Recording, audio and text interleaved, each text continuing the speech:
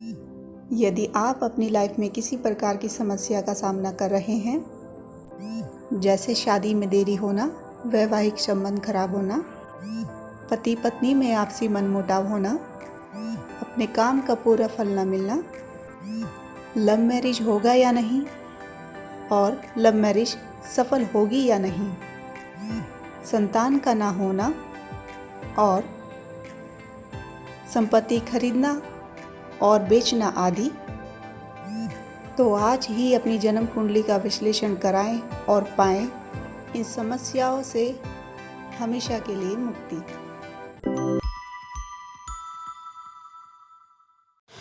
नमस्कार दोस्तों, मैं जुगल किशोर मिश्रा आप सभी का अपने चैनल में हार्दिक स्वागत करता हूं। पिछले कई दिन से मेरे पास बहुत सारे मैसेज आप जैसे प्यारे दोस्त लोगों का आ रहा है और जब मैं कुंडली विश्लेषण करता हूं तो उन लोग भी इस क्वेश्चन को पूछते हैं कि गुरुजी आप मेरी बेटी का कुंडली देख करके ये बताइए कि इसकी जो शादी होगी या इसके जो शादी जिस लड़के से होगी क्या वो सरकारी नौकरी करने वाला होगा। सरकारी नौकरी करने वाले लड़के की शादी के लिए लोग बहुत सारे क्वेश्चन पूछते हैं। आज आपको जन्म कुंडली के माध्यम से ये समझाने की कोशिश करूंगा कि किसी लड़की के कुंडली में ऐसे कब ऐसे जोग बन जाते हैं जब उसको किसी सरकारी नौकरी करने वाले लड़के से शादी होती है। थोड़ा हमारा समाज का माइंड सेट भी है, हर कोई ये चाहता है कि हमारी बेटी की शादी किसी सरकारी नौकरी करने वाले लड़के से हो। शायद उनको लगता होगा कि सरकारी नौकरी करने वाले लड़के से शादी करेंगे तो हमारी लड़की की जो ज़िंदगी है वो बिल्कुल सेट हो जाएगी। अब आप बताइए, हिंदुस्तान की इतनी बड़ी पॉपुलेशन है, इतना लड़कियों की संख्या है और सरकारी नौकरी बहुत कम लोगों को मिलती है, तो सब लोगों को सरकारी नौकरी वालों से शादी कैसे हो सकती है। फिर भी कुछ लड़कियों के कुंडली में ऐसे ग्रह परिस्थितियां बना देते हैं कि उनको सरकारी नौकरी करने वाले लड़के से शादी हो जाती है। आज इसी बात को हम आपको जन्म कुंडली के माध्यम से बहुत ही आसान भाषा में समझाएंगे कि किसी लड़की की कुंडली में कब ऐसी हालत बनती है कि उसकी शादी किसी सरकारी नौकरी करने वाले लड़के से होती है। ठीक है, चलिए दोस्तों, मैं आपको बताता हूं कि ऐसी कौन सी स्थिति बन जाती है कुंडली में जब किसी लड़की की शादी किसी गवर्नमेंट जॉब करने वाले लड़के से हो जाती है। लेकिन उसके पहले मैं आपसे फिर रिक्वेस्ट करूंगा कि यदि आपने मेरा चैनल अभी तक सब्सक्राइब नहीं किया है तो कर लीजिए। मैं ज्योतिष को बहुत ही आसान भाषा में आपको समझाने की कोशिश करूंगा और जैसा मैंने आपको प्रॉमिस किया था ना, उसके हिसाब से मैं रोज़ एक नए तरह का वीडियो आपको बना के दूंगा। देखिए, जब किसी लड़की के शादी की बात की जाती है ना तो उसके सप्तम भाव को देखा जाता है। अब ये लग्न कुंडली है, इसमें 12 भाव हैं, आप जानते हैं। अगर आपको अपने जन्म कुंडली में ये देखना है कि मुझे भी सरकारी नौकरी वाले लड़के से शादी होगी क्या, तो आप अपना जन्म कुंडली निकालिए। मैं आपको बहुत आसान भाषा में बताता हूँ।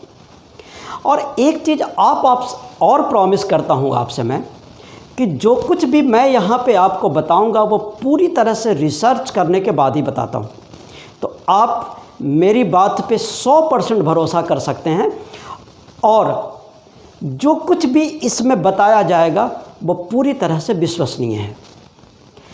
देखिए, जब किसी लड़की के शादी की बात की जाती है तो उसके सप्तम भाव को देखा जाता है। जन्म कुंडली में इस भाव को सप्तम भाव कहते हैं।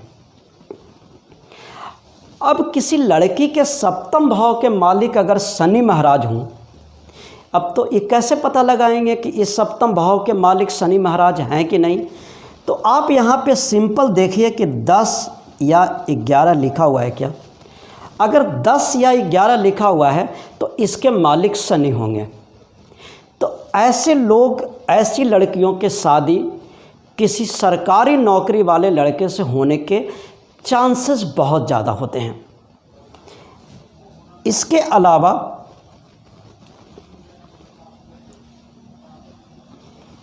यदि सप्तम भाव के मालिक सूर्य हों, अब ये कैसे पता लगाएंगे कि इसके मालिक सूर्य हैं कि नहीं? तो सूर्य को जो रिप्रेजेंट करते हैं वो 5 नंबर रिप्रेजेंट करते हैं। तो अगर किसी लड़की के कुंडली के सप्तम भाव में 5 नंबर लिखा हुआ है, सूर्य यहाँ पे बैठे हों ऐसा नहीं, अगर 5 नंबर लिखा हुआ है तो उस लड़की के भी जो हस्बैंड होंगे वो किसी सरकारी नौकरी में काम करने वाले हो सकते हैं। इसके अलावा एक और स्थिति है कि अगर सप्तम भाव में राहु देव बैठे हुए हैं, क्योंकि राहु देव की अपनी कोई राशि नहीं होती है इसलिए नंबर कुछ भी नहीं रहेगा। अगर यदि सप्तम भाव में राहु देव बैठे हुए हैं तो ऐसे लड़कियों के जो पति होते हैं या हस्बैंड होते हैं वो भी जनरली सरकारी नौकरी वाले हो सकते हैं। ये एक सिंपल 3 परिस्थिति मैंने आपको बताया। इसके अलावा आप और भी चीज़ समझिए, इसको क्या और परिस्थिति मैं आपको बताता हूँ। जैसे सप्तम भाव के जो मालिक हैं वो जाके अगर दसम भाव में बैठ जाएं, यानी ये सप्तम भाव है और ये दसम भाव है, ठीक है, तो ऐसे स्थिति में भी उस लड़की के जो होने वाले हस्बैंड हैं या जो जिनसे उसकी शादी होने वाली है वो सरकारी नौकरी करने वाला हो सकता है। अब इसको कैसे पता लगाएंगे कि सप्तम भाव का मालिक कौन है और वो दसम भाव में कैसे बैठा है? ये आप सिंपल तरीके से समझिए।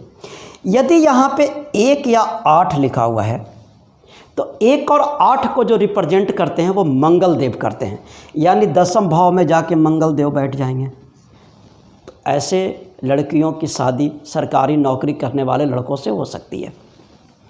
अब मान लीजिए यहाँ पे